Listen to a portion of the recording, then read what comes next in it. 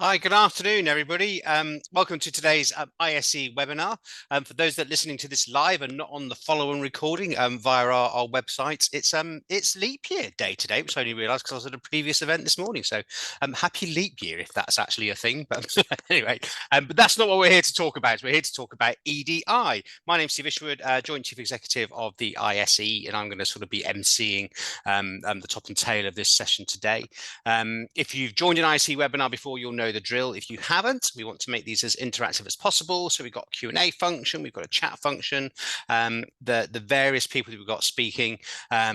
At the end of once we've been through that bit, we'll have some time for Q&A at the end of the session.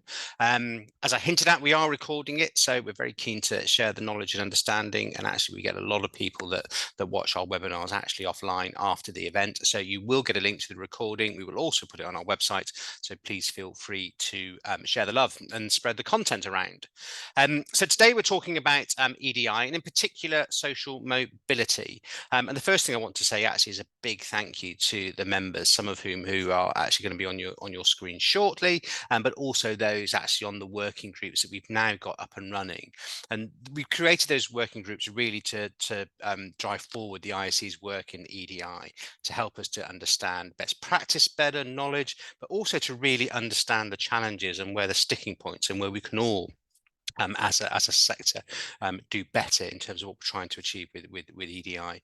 It always comes through consistently on the ISE surveys as really top of the list in terms of priorities once just the sort of the core job of recruiting and developing has been done. So it really is a significant challenge to all our members, hence the weight and efforts that we are putting into it.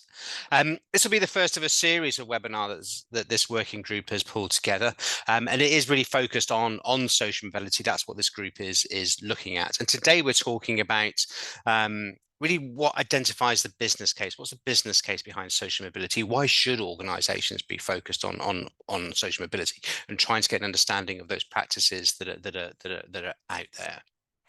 So I think that's enough from me. The format for the day, we've got Ros is going to do a presentation shortly. Ros is from the Social Mobility Foundation. Then I'm going to hand over to Dave Payne from ICAEW, who is going to be chairing a panel session. So you'll be hearing from the panel in about sort of 15, 20 minutes or so. But just as a reminder, please use the Q&A, please use the chat. I'll be keeping an eye on that and feeding anything through to our participants. So I think that's enough for me. Ros, over to you. Welcome. Hi, thanks very much, Stephen. And yeah, this event now feels extra special, given that it's the leap year day. You're only going to get this once every 4 years. So yes, I'm from the Social Mobility Foundation. I'm head of advocacy and campaigns there. So hopefully the name explains why I'm here to talk to you today. In terms of, sorry, could I have the first slide? The next one. Brilliant, thank you. Yeah, so just in terms of what I'm going to cover today, so I'm going to make sure firstly that we're all on the same page. So what is it that we actually mean by this term social mobility? I'm going to talk through a bit about the state of the nation. Where are we? What's the issue? What are the challenges? Warning, it's quite depressing. And then I'm going to move on to the exciting and hopefully a bit more uplifting section, which is a bit about what you can do and what are others doing in the space. So hopefully end on a high rather than a low. Next slide, please. So what is social mobility? It's right up there on the screen for you. And I think the first thing to say here is, unfortunately, in the UK, we have very low levels of social mobility. So it is unfortunately true that in 2024, where you grew up, what school you went to, what your parents did are really strong determinants of where you're likely to end up in terms of your own career and your own working life. And we as an organisation are here to break that link and ensure that based on your own merits and your talent, you are able to thrive and end up in your chosen profession. And the reason that this matters is because this costs billions of wasted value and lack of productivity in the economy every year. So not only is it morally bad, but it's bad economically for society as a whole. Next slide, please. So just quickly, at the Social Mobility Foundation, we try to tackle this challenge in 3 ways. So we run an aspiring professionals programme. So we support over 2,000 young people every year who are either first generation to go to university or on free school meals, or potentially both. So we support them with a professional mentor, help them into university and then into their first professional job. And I should say that we are recruiting for mentors at the moment. So if that's something that sounds exciting and interesting to you, please do get in touch. We run our Social Mobility Employer Index, which is in year 8. And the purpose of that is to assess organisations on who gets into the workplace, who gets on in the workplace, so progression rates, and then who belongs, so what's the culture like of the organisation, and are you inclusive to those from lower socioeconomic backgrounds. And then finally, the sort of newest string to our boat is what we call the Department for Opportunities, which is our advocacy and campaigning arm. And that's designed to influence and engage with government and wider employer groups to drive change across the system. Next slide, please. So, as I said, warning, this is the depressing news. The state of the nation is not good. We know that social mobility, levels of social mobility were low in the UK prior to the pandemic. We then had the wave of the pandemic, and then that was coupled obviously with the cost of living crisis, and both of those have led to significant impact on social mobility in the UK. So some of the critical measures that we look at, such as the attainment gap, so the educational attainment gap between those from lower socioeconomic backgrounds versus their more privileged peers, that has grown over the past couple of years as a result of COVID in particular. And we've also seen that gap grow disproportionately across different regions. So areas of the country that had more significant lockdowns, that were locked down for longer, and perhaps where there was a higher attainment gap anyway prior to the pandemic, we've seen that widen. So there's also a disproportionate effect of the pandemic across the UK, which creates numerous other challenges within the employment space. That attainment gap obviously then goes on into university, and we see a number of other challenges there that are confounded by the cost of living crisis. So we know from our own students from our programme that lots of students are no longer choosing to travel to universities. They're living at home.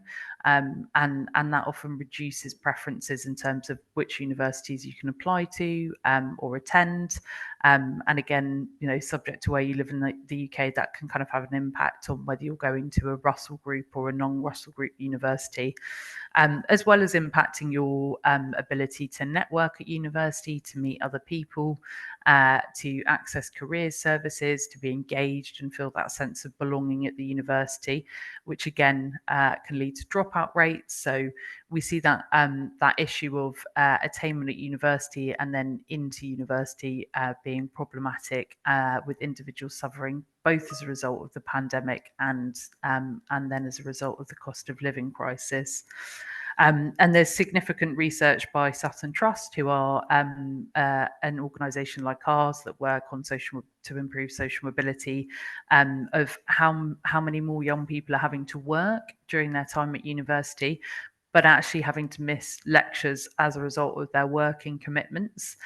The cost of living, which I'm sure everyone on this call is aware of and has been impacted by in some way, is having a huge impact for students, given that there hasn't been a huge rise in the maintenance loan, but the cost of rent has gone up, the cost of food has gone up, the cost of living, as we know, has gone up. So, a slightly depressing landscape, I think we can all agree. But the good news, and why it's really exciting to be on a call with you all today, is because change is indeed possible. We know that the workplace is as important as the classroom for improving social mobility. The responsibility does not just sit with government. Everyone on this call is able to drive change, and we think as an organisation that's really, really exciting. This is no one person's problem, and indeed we can all be part of the solution. And the wider context for change as well is we are starting to see the regulatory market change on this. So the Financial Conduct Authority last year has just released a consultation looking at whether or not to mandate data collection. So we're starting to see that regulators care about this issue because we know that it does have an effect on the economy. This is not a situation that sits in silo. There's a number of factors at play here. Next slide, please. So how to get started. So we talked about the big picture. What is social mobility? Why does it matter? And why should it matter for you as an employer? But the first question we're also always asked is, well, what should I do about it? How do I get started on this? And the first place to start is data collection. I think the critical point to make here is socioeconomic background is not a protected characteristic in the way that race or gender is. So as a result, it's not mandatory for anyone to collect data. And also it's important to know that socioeconomic background is an objective measure. So these are the 4 questions that you can ask to assess it. And indeed, there's a full toolkit which advises you how to do this, which we can send around afterwards. So there's lots of practical advice on how to do this because I appreciate it can be daunting and scary. So socioeconomic background is an objective measure. It's not quite the same as class, although they're used interchangeably as terms. Socioeconomic background is very much measurable, and indeed you can see what to collect and therefore how to make the change. Next slide, please.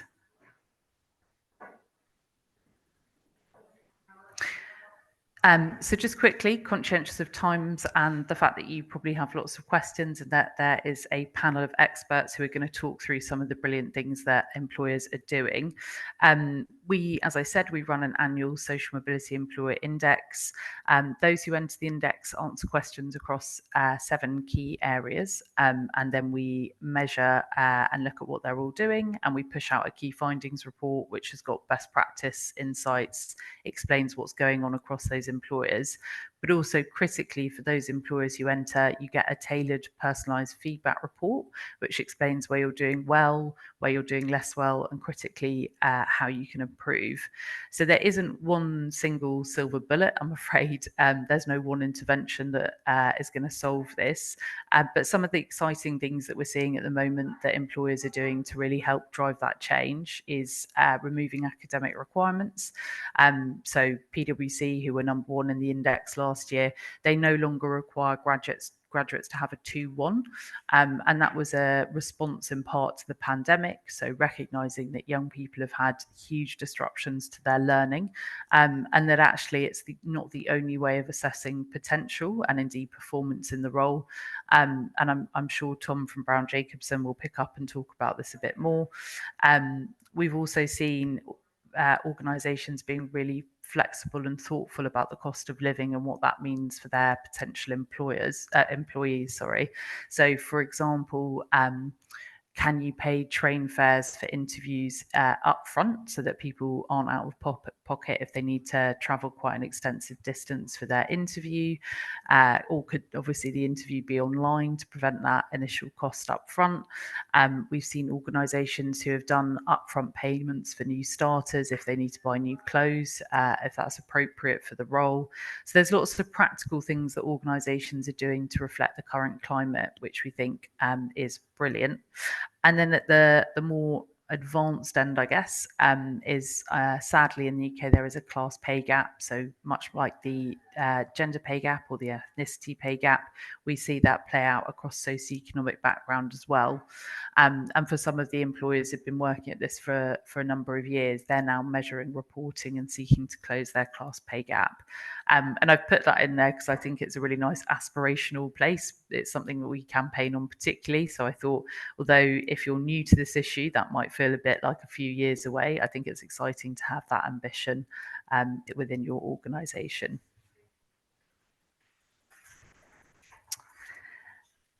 So finally, just onto the last slide. So just as a sort of bit of a roundup, there is lots you can do, which is very exciting. So as I said, we're recruiting for mentors right this second. So if you'd like to be partnered with an amazing, ambitious young person, please do sign up on our website. If you'd like to find out more about the practical steps that you can take, best practice, innovation, do check out our Social Mobility Employer Index Key Findings report.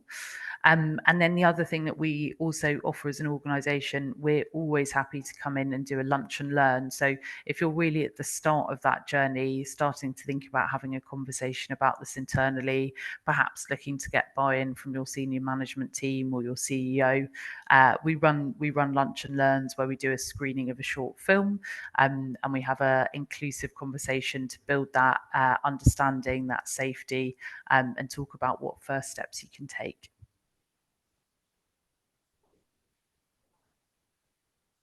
Thanks, Roz. That's great. The just to say, it's a really great way of setting the scene for what we're going to talk about for the rest of this session. We've worked with the social mobility for a number of years now. In my previous life, we used to run student rooms at EY. We worked with the social mobility then from a foundation from then, so I know from first-hand experience how effective the great work that you do is. Just a question for you before we move on to Dave and the panel. In terms of social mobility, is there any one reason do you think why things aren't progressing? Were we getting better before the pandemic? Because this has been top of the agenda for a number of years now, and I just wonder how deeply ingrained in society some of these structures are. And because I think this leads on to the panel, is it just still an awful lot more effort and work that we need to do in this space? Yeah, it's a good question. So yeah, we definitely had made progress before the pandemic. So unfortunately, the pandemic has driven things backwards. There's a number of reasons that are structural. So they are the role of government. So thinking about education, support for young people. So we're really big advocates of the National Tutoring Programme in schools because that's got a direct impact in terms of supporting around the attainment gap. But the combination of COVID and the impact that had on education, and then the cost of living crisis coming so fast afterwards, there just was low resilience in the system in terms of education and financial insecurity, which are the two big drivers of social mobility. So yes, it's not a great time, but what I would say is where there is challenge, there is opportunity and hope. And I think, as you say, it's much higher up the agenda for employers, which is brilliant. I think also if there is a change in government, we've heard the Labour Party talk about their desire to smash the class ceiling. So I think there's momentum and a desire to create a more equal society. And I think, when you talk to organisations, individuals, politicians, I think everyone can accept that in 2024, your life chances shouldn't be dictated by where you grew up, what school you went to, and what your parents did. We want to break that link. And most people are in agreement that seems like the right thing to do. Fantastic. One quick question actually that I've just seen come through on the Q&A box, which is a reminder to me to tell everybody, yep, use the Q&A, please use the chat. Wendy asks, are there any specific sectors that you struggle to engage in the social mobility debate? And Wendy's used the example of the creative industries. I know there are other sectors that Sarah's told me are sometimes a bit of a challenge, or is everybody kind of at least understanding there's the challenge to be faced now? No, it's a great question. And actually, yes, it's funny that they've mentioned the creative industries because, yes, that is a massive problem for us. That's a sector that we're really trying to crack. The tech sector is also an area that we're trying to crack, and also engineering. They're the kind of three target sectors we have. Each for slightly different reasons. So engineering, sadly, they kind of talk about, oh, well, we needed to tackle gender and now we need to tackle ethnicity, even though obviously the issues intersect. So we try to encourage them that you don't need to see them as sort of one after the other. You can do them all in one go. Tech sector, I think, is a perceptions issue that they are a really meritocratic sector. So even though the data doesn't play that out within the sector, they find it jarring because it doesn't feel it sits with kind of who they are and what they think. And the creative industries, the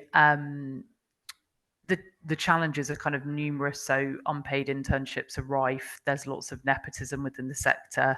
And we've struggled, we think, a little bit with them feeling like it's other sectors this applies to, not them. That there is it's a meritocratic creative industries, and based on your creativity, you'll thrive, even though, again, the evidence sadly is not there. Very interesting. Yeah, I read an interesting quote this morning, funnily enough, that said it made me think it's slightly philosophical around meritocracies. If people think they live in a meritocracy, that means they're quite happy to stay with their lot in life. So, right, I'm taking us off down a different route. It's a very good point. It's a very good point. Yeah, It's a myth, sadly. Yes, exactly. Which there is a book on that. Anyway, right. We need to get onto the panel. Yeah, because David and the rest are waiting there patiently. I've seen the questions coming through around unpaid internships and the 2-1, and I think we're going to cover that in some of the panel conversation. So if we don't, we'll come back to that on the questions at the end. So Ros, thanks for a really great introduction. Dave, over to you. Would you like to introduce the panel and lead us on to the next phase of the webinar? Thanks, Stephen. Yeah, and thanks, Ros, for the great intro and setting the scene there. Whilst the picture isn't great, there is something we can do about it. So, you know, hopefully with the panel, we'll explore some of those areas. And I'm joined by 3 employees who are committed to doing something about it and have been doing something about it, which is fantastic. So I'm really pleased to be joined by Jen Barnett, who is Director of ESG and ED&I at Grant Thornton. Tom Lyas, who's Head of Resourcing at Browne Jacobson, and then Phil Sartain, who's the Early Careers and Talent Attraction Lead at Aon. So thanks very much all for joining us.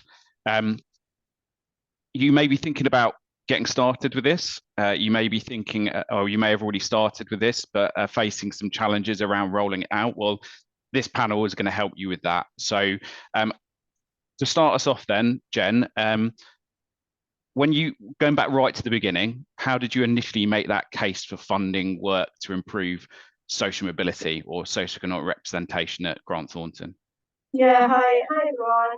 So happy to be here. Thanks for the question, Dave. So this is year 8 for us at the index. So we've been working on the social mobility employer index right from the start, and we've been consistently in the top 10 at Grant Thornton. And actually, we removed the 2-1 academic entry requirement in 2014. So we've got a lot of data. I'm talking about that question around what difference it makes, because we now have a lot of data points around that we can look back on in the last 10 years. But I think in terms of how it all started, why we got involved with this, there was definitely a business case to look at this. I would say where it really initially started was it head or was it heart? So when I talk about that, we had a leader at the time who was really high up in the organisation, who was very passionate about social mobility and actually looking at the impact the background had on ability to access opportunities and also to get on in the organisation. So we call it getting in and then getting on. It's hard to get in, and it's also more difficult sometimes to get on. And actually, so I would say probably Dave starts with heart. A lot of it was heart, and then it felt like the right thing to do. We wanted to really progress it, and we were right at the start. So there was still this really big thing in accounting firms about having to have a 2-1 degree, having to go to Redbridge University, and very few internships or school leaver programs, whereas now we have 50-50 school leavers and graduates. So it has been an evolution over time. But actually starting small, so we started with a very small group of 20 placement students that have subsequently grown over the years, because we realised how successful that is for the business. And also having proof points around data was really helpful. So when we removed the 2-1 academic requirement, actually showing that had no impact at all on people's ability to pass exams. And actually our school leavers arguably sometimes were better passing exams than some of our graduates. So it's been interesting that we have these data as proof points from a commercial perspective in terms of why it's important. And also as it's matured, we have more data to understand that diversity has really helped shape opinions and shape the way our clients think of us. And it helps to get more people engaged in I&D overall. So having a strand of social mobility, actually there are people that can have an affinity with that, might not have an affinity with gender, for example, or ethnicity. but actually focusing on social mobility has helped the other strands. So there's so much intersectionality between this that understanding barriers in one strand has really helped us understand barriers in others as well. Thanks, Jen. Yeah, and I think that sort of that with a lot of ED&I work, there's that two-pronged approach, if you like, of heart and head. You know, it's the right thing to do, we know that, but it's also then backing it up with those business reasons, which, you know, could come later. Tom, I'm going to come to you if that's all right, because I understand you had a slightly different approach when implementing this at Browne Jacobson. Yes, we did. Hopefully you can hear us okay. I've had to log in through my phone, but yes, we did. So yeah, Browne Jacobson, so national law firm. I'm not from a legal background. I joined 8 years ago. Feels like yesterday, but you know, 8 years have flown by. I'm retail and leisure, so Whitbread and Tesco prior to joining Browne Jacobson. And I think for me, we just did it. So, you know, as I said, what started our journey 7-8 years ago on social mobility was very much in my first week. It was the removal of academics, which is clearly a hot topic today. But that's something that we'd done previously at Whitbread and I'd done previously at Tesco. And it simply was as a result of, as many people have said, you know, my job, and I'm lucky enough and genuinely lucky enough to wear two hats. I'm the head of resourcing, but you know, I'm also the head of social mobility at the firm. And ultimately, it's about securing the most diverse, the best talent for your business to thrive. And I'm sure others will say, you know, to do that, you need to have suitable recruitment processes which properly find you the talent, which is going to be able to deliver on your business objectives. I mean, I came in, I removed the academics. It was 2 years to the day almost until somebody actually asked me, oh, do we take people with 2 2s and, you know, kind of less than an A and 2 B A-levels? And I said, yeah, we've done it for a couple of years. But ultimately, having then had to go and justify why I'd done it, albeit 2 years further down the line, and so I've said this before, in the 2 years that I'd been at the firm, I had actually been around the partners, the most senior people at the firm, and discovered that 1 in 5 actually had a 2-2 or hadn't secured A-levels or O-levels that were of the grade that they were asking for the graduates. So I was like, okay, you're a partner at the firm and you can't even apply for your own graduate program. But that's talent we would have missed out on had we have had an unnecessarily high threshold at an academic level, which isn't going to help you predict whether somebody coming into the business is going to be any good. So I'm not the best example because I just did it, but then equally, I think I would say I earned the right to do and make that decision in isolation, having seen it done so successfully at 2 previous businesses. Yeah, that's great. And I think it's really interesting, you know, what's the predictors of success? Do we put these requirements in place just because they're convenient, or is it actually a predictor of what's going to be successful in our business? Phil, I know going back to Jen's point that senior level buy-in was really important for you too as you rolled this out, but once you made that decision, once that decision was made, what were the key sort of first steps you took at Aon? Yeah, absolutely. So I think for us, the communication was really, really important. So, and we had a really strong comms plan, and at the heart of that was our employee resource group, so our diversity group responsible for and they were a key, I guess, kind of advocates in the organisation. So right from our executive sponsor for that group through to kind of the members, and working with them to design a new initiative, and that was our work insight program, so our work experience program, to really have something that the firm could gather around and then could inject some excitement behind what we were doing. So we've launched over the last year our work insight program.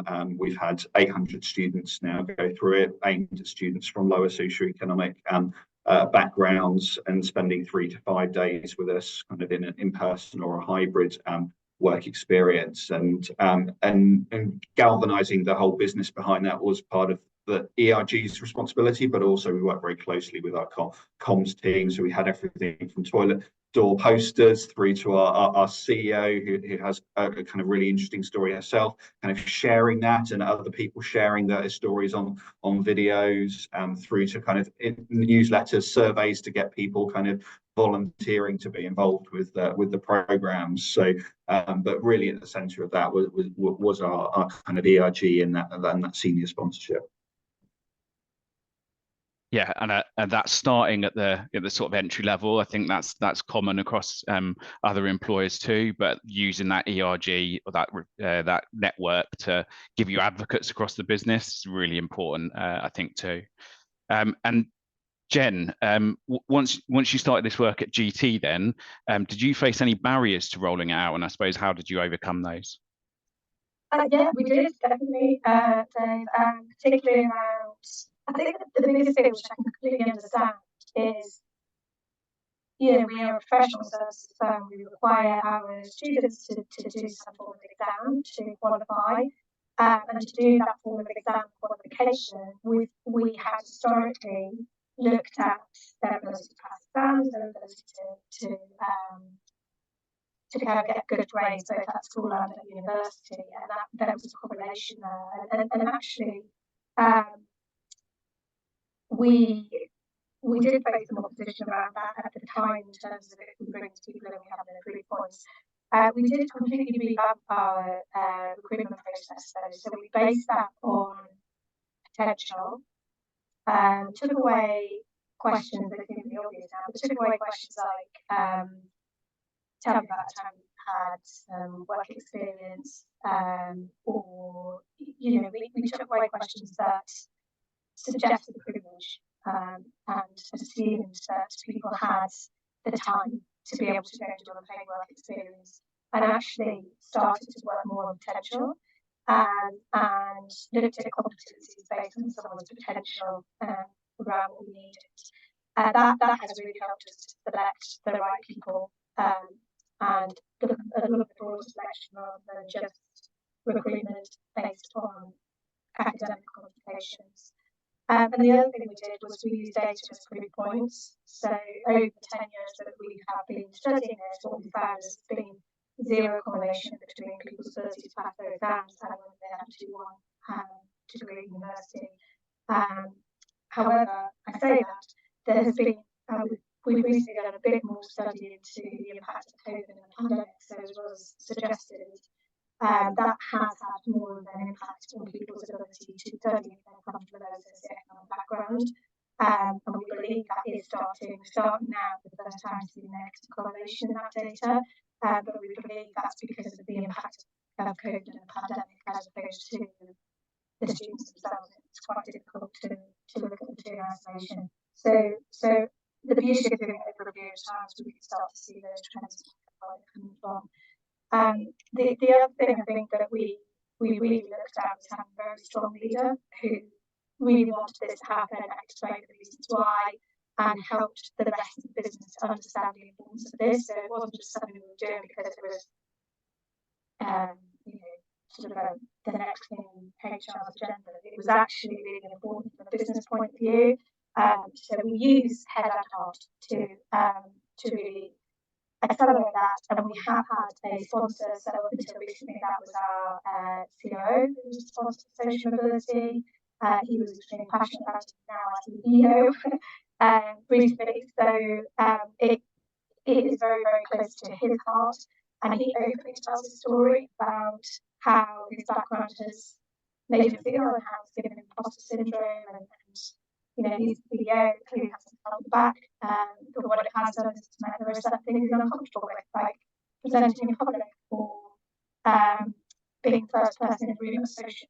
These still triggers that he has even now. So we talk very openly about class feeling, about accent bias, all of those things that have an impact. So it has been a drip feeding of education through the years that has helped everybody to understand the importance of the agenda. Thanks, Jen. Yeah, and I think it highlights the importance of this will take time, I guess, and you need to be in it for the long term. It is a long term commitment, definitely. Tom, I'm going to come to you because you've been working at this for a while. So can you talk us through some of the things you've implemented to improve socioeconomic representation at Browne Jacobson?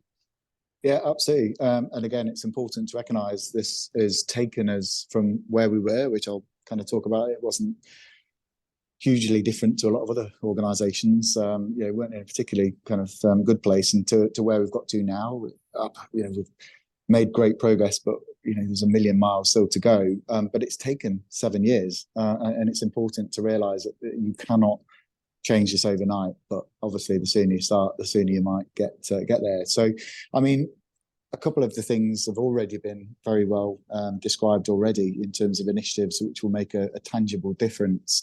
And as I said, for us, two things. I've talked about the removal of the academics, and I don't want to sound like a kind of one-trick pony or kind of a broken record, but I can't describe the removal of those academics and the positive impact that can have. I'll try to describe it.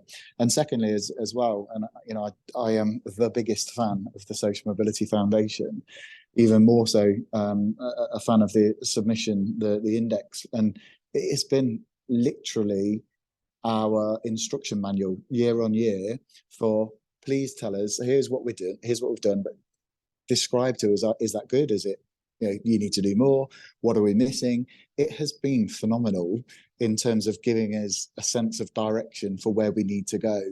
I think, if anything, Sarah or Roz, who's on the call today, they don't blow the trumpet enough for the impact, the positive impact that their report allows organisations to work with. But for us to say, remove the academics, we completely, for a number of years now, have had anonymous CVs. So no reference to ethnicity, gender, previous work experience, academics, etc. We take a very different approach to our outreach. It isn't about come and work at Browne Jacobson. We do a little bit of that, but actually for us, we're a bit greedy. It's not about increasing representation in Browne Jacobson. It's actually about increasing representation, lower socioeconomic diversity in the profession. We want to do that, and actually we're really proud of not just the people who come to work at Browne Jacobson through the programs and initiatives we have, but those who use the tools and resources we've provided them to go and get a job somewhere else in the profession. It's brilliant, because the more diverse the profession, it makes it easier for everybody. We specifically target cold spots. You'll be gobsmacked at how many schools, colleges, universities, networks just don't get the love from employers.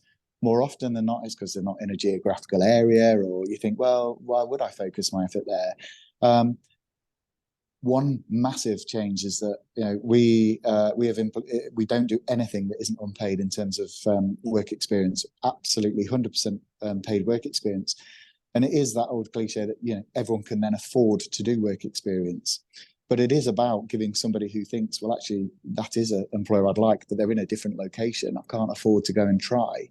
It removes that barrier and allows a totally fair playing field to do that. And obviously the rise, certainly in legal, of the solicitor apprenticeships and the different routes there, a significant proportion of next generation just don't want to go to university. They don't see it as either a viable option or an affordable option. So multiple routes to get you to the same place. And this is the difference, is it's got to be equity, that you get to the same qualification and same place, no matter which route you go through. But I mean, as I said, some real quick headline stats. As I said, I am extremely lucky. I don't know if I'm the only one in the country, but I'm probably one of a handful who are lucky to have both the head of resourcing and the head of social mobility combined.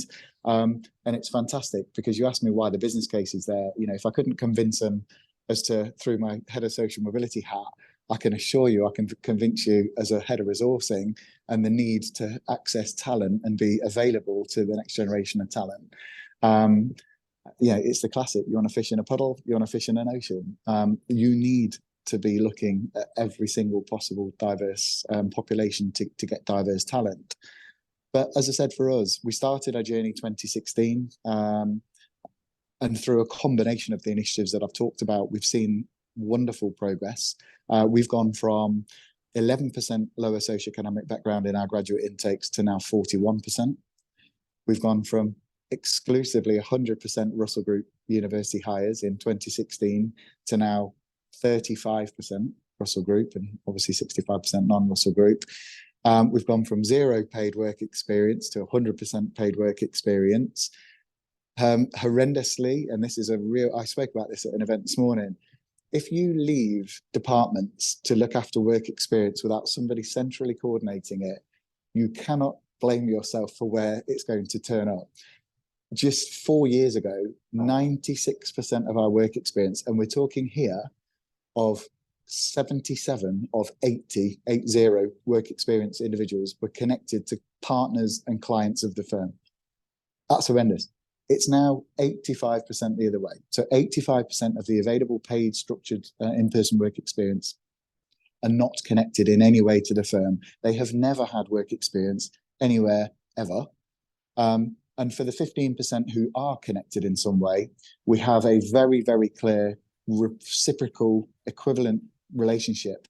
So, you know, if there is a family member or whoever comes in, or recommended person who comes to Browne Jacobson, they're only allowed to do that if we can then do a reciprocal paid week structured work experience at the person who's asking's firm. And what's great about that is it means we can offer legal experience here, but we're able to put students into accountancy firms or tech firms or marketing organizations and expand our remit. And then the final piece here, and I don't think we've covered it as yet, is if you want a business case for why focusing on social mobility, quite a lot of organizations, big corporates, will talk about increasing ethnic representation or women in leadership. The intersectionality piece of focusing on lower socioeconomic diversity is unbelievable. We, as a direct result of focusing and leading with social mobility, we've seen our Black, Asian and UK ethnic minority population go from 7% to 48%. And I'll leave it at that. Can I, Dave, do you mind if I just kind of add one point to that? So first, Tom, thanks for blowing our trumpet. And actually, it is more powerful when employers do it. So I'm happy that it came from you and not just me. But I think one important point to make as well for people on the call is it doesn't have to cost the earth. Looking at this issue, there's smart things that you can do. So, for example, Tom's obviously spoken a lot about work experience and outreach. You're probably already running outreach and work experience programs, but perhaps you have gone at it from a kind of gender lens or an ethnicity lens, or you haven't thought about how to target it. There are simple changes you can make. So how can you target your outreach to schools where there's higher levels of those on free school meals? There's lots of things that don't need to cost the earth. And I think that's really important, because sometimes it can feel like, oh, there's another issue that we've got to deal with as an organization. We can't afford it. We're worried. You don't need to kind of think about it as this is a cost benefit analysis. Like, the benefit is there and it doesn't have to cost the earth. One, if I could just drop in one other thing, I don't know, my screen's frozen a bit, so I don't know, I've no idea if anyone can hear me. But the final statistic, which has really taken us by surprise, is that we've talked about academics and being removed. 35% of our offers went to students who previously couldn't apply because they wouldn't have had the grades. So again, that's talent we wouldn't have had. But what's important is, of those 35%, 70% of those secure the highest possible end of year rating. So they are our absolute top talent. But again, this is something where you would have missed out on a lot of top talent in your organization if you'd had a process that was going to cut out the wrong people.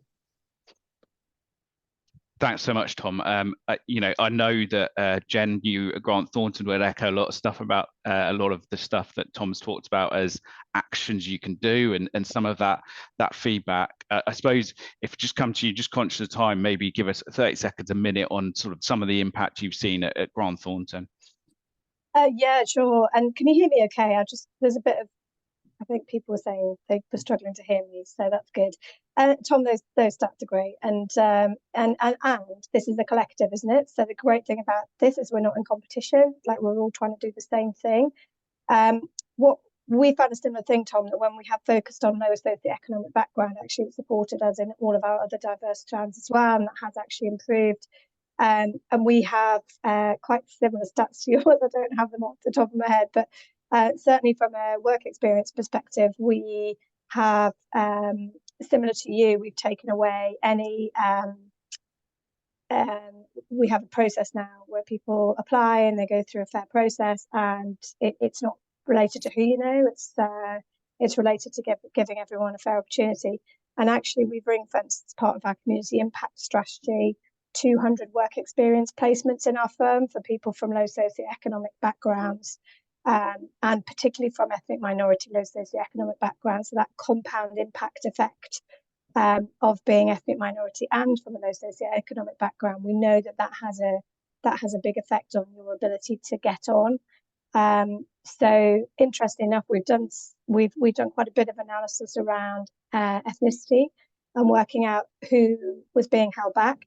And actually what we found is it's probably less to do with your ethnicity and more to do with whether you have a low socioeconomic background and you're ethnically diverse. So those two things together. So if you went to Oxbridge and you're Black, you tend to get on in our organisation. But if you didn't, then you're less likely to get on. So these are like really nuanced, very complex ways of looking at data, but they're helping us around data points. The data has hugely helped from a business case point of view. So I'd recommend that you do utilise data and try different things in order to get the data that you need. But I wouldn't, as Tom said, this is a long-term agenda, and part of it is persuading your business to try something new and to change a process to then look at the impact of that 2 years down the line, which I know is often difficult. But if these proof points help you, then I'm very happy to share them as well. Dave, can I just quickly, sorry, my camera doesn't seem to be working, but hopefully people can hear me. I don't know why my face has disappeared.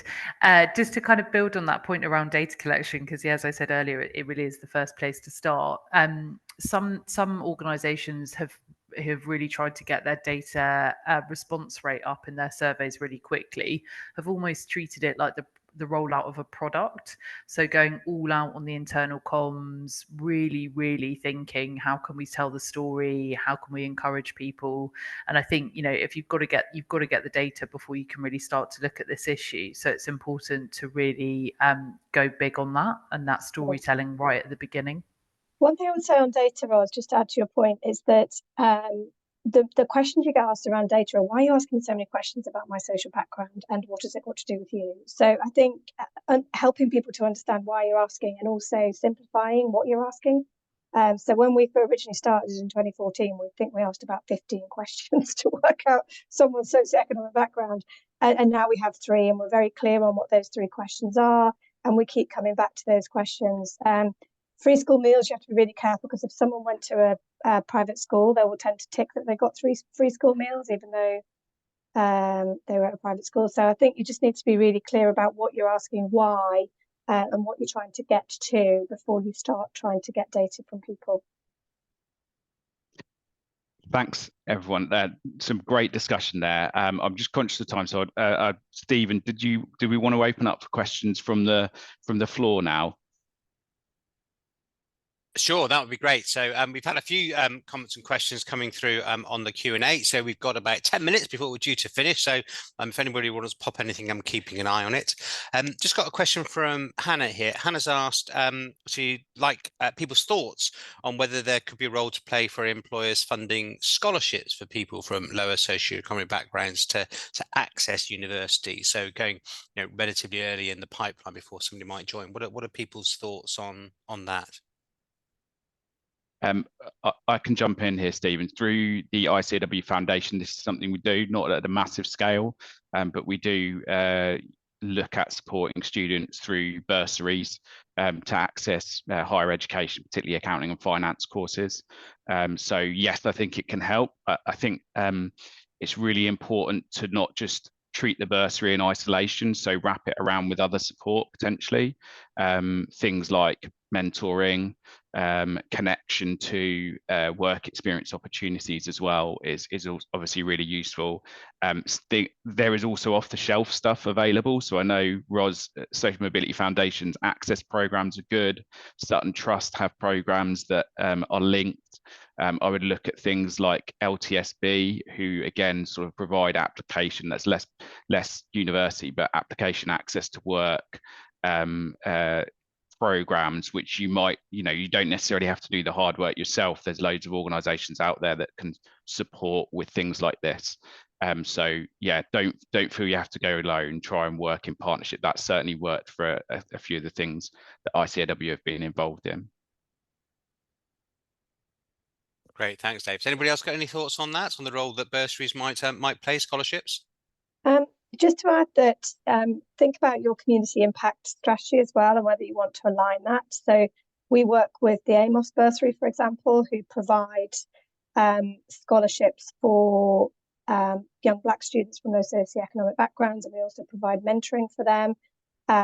So, you have to be careful, don't you? You can choose hundreds of charities, but the Amos Bursary has been really helpful, and they do provide bursaries to support people to get into work and to get on. So that they just have a think about that in terms of if that's an area that you want to look at through funding, through foundations, through looking at your community impact. That might be a way to kind of galvanise people to fund that in your organisation.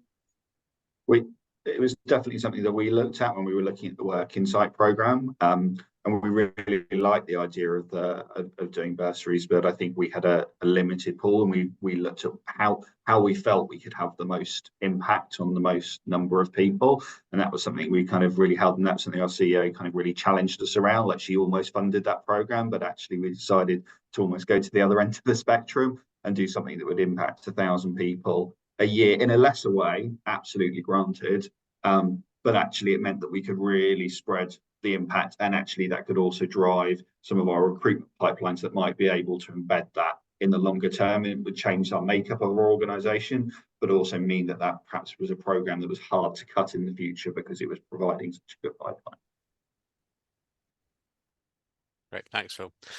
One of the questions I had was around the regional aspect of this, because I think one of the comments I've seen around the social mobility debate is that actually, I don't think easy is the right word, but actually the urban nature of, I guess, your typical ISE employer, but not all, but also actually within London, and being able to work with disadvantaged schools in London, but actually when you get to maybe rural and coastal areas, actually have issues about people leaving their communities, or actually the cost of moving to a city.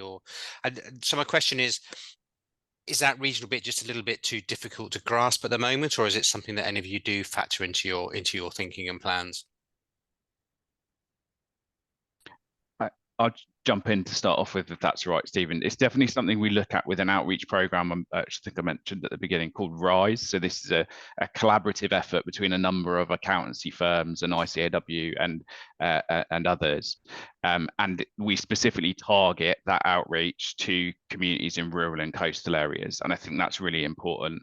The good thing about accountancy as a profession is, yes, you have the big organizations who have offices in major cities, but you also have some smaller employers who cover lots of satellite areas. So for example, we've had a real success with one employer who have offices in and around the sort of East Midlands, Lincolnshire, and places like that, where we've been able to get out to schools near Grimsby, Skegness, and so on. Similar in the Northwest, where we've been able to get up to Carlisle, Barrow in Furness, places that just suffer from a complete lack of business engagement.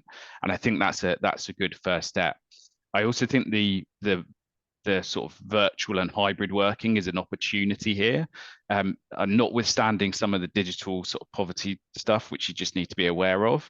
But there is opportunity for talent to not necessarily have to be super close to an employer in the same way they might have had to have been otherwise, to be able to work for them, especially if we're thinking about social mobility in a really fluid sense as well, not just rags to riches, but also, climbing out of probably, multi-generational non-working and then into some form of employment, and then seeing it across sort of, you know, generations in that sense, I suppose. So yeah, that's some of the stuff we do, and I do think it's important, and it's definitely something we're looking at.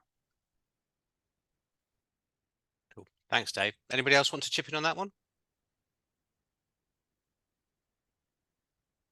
That's fine, thanks. I've just seen a question coming from Masood. So I know we touched on this as part of the conversation, and that Jen, you mentioned that challenge of asking questions, and yes, I've heard the private school because the meals are included in the bill. It's people think it's I think it's free, but there's all sorts of other challenges, I know. Are we getting any closer to an agreed definition of actually what all employers should ask? I know that the Social Mobility Commission a few years ago sort of published, although I think they did it rather quietly, a kind of trying to get some sort of standardized version. Or do you all find you're still sort of doing different things?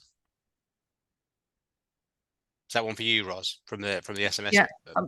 Yeah, I have to say that because I think we'll have the same answer. The Social Mobility Commission questions are the accepted questions that everyone's using. So there is one, if you're just going to ask one question, it's parental occupation age 14. But yeah, what's been brilliant is actually everyone has moved towards this accepted definition, the same questions to ask, which is why I brought them up in my presentation. And indeed, if you are at the start of your journey, do go to the Social Mobility Commission's website, because the detail of how to ask those questions is all very nicely spelled out in the toolkit, as long as along with kind of ideas of how you should measure and look at it and analyze that data. Great, thanks, Ros. I've got one more question come through, which will probably take us to time, actually.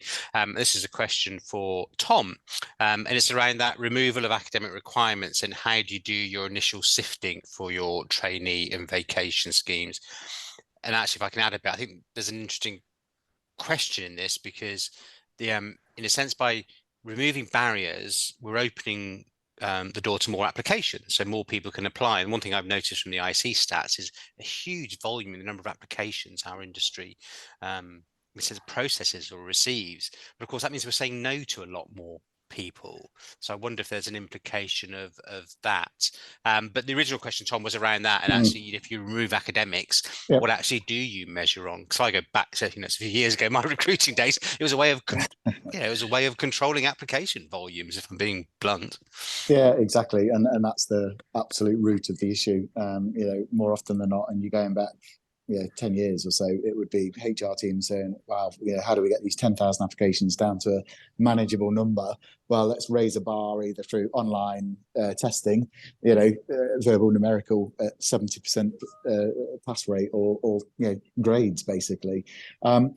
It quite simply comes down to, and this is obviously about graduate recruitment, but it's no different to any recruitment, be that experience hire or something else. It's about asking questions in a process that are relevant to what the person is going to do. So, there's no rocket science to it. But for us, it's a case of, I don't think we're very far away.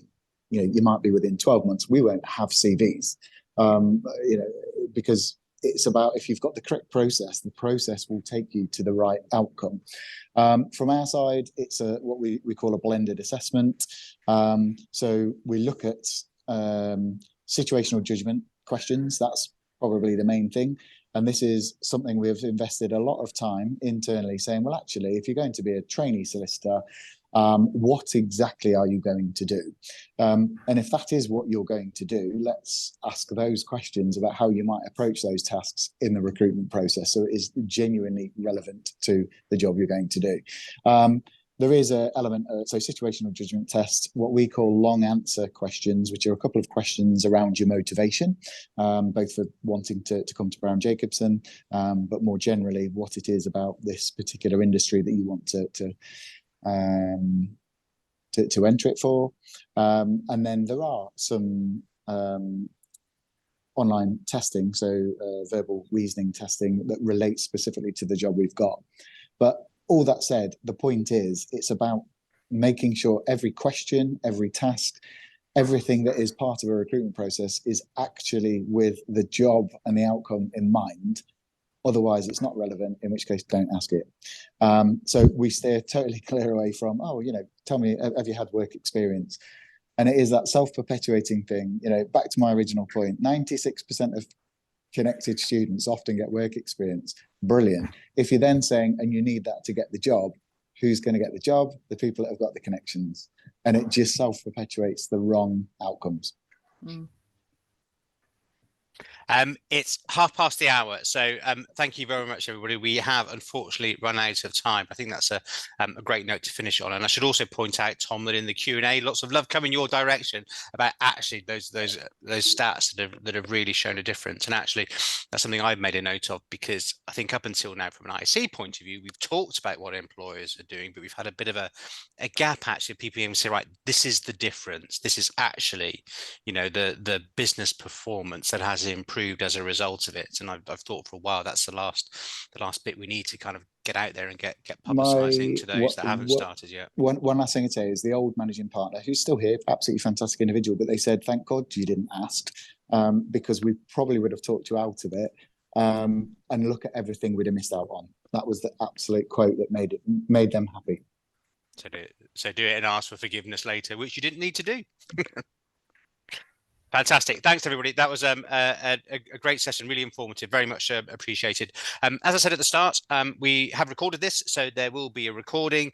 We'll also do a blog attached to this summarising the key points that will come out on our website in a week or two, but you'll get an email from attending this automatically through your inbox within the next 24 hours. So as I said at the start, please do very much share the knowledge. We're keen to get this message out as much as possible.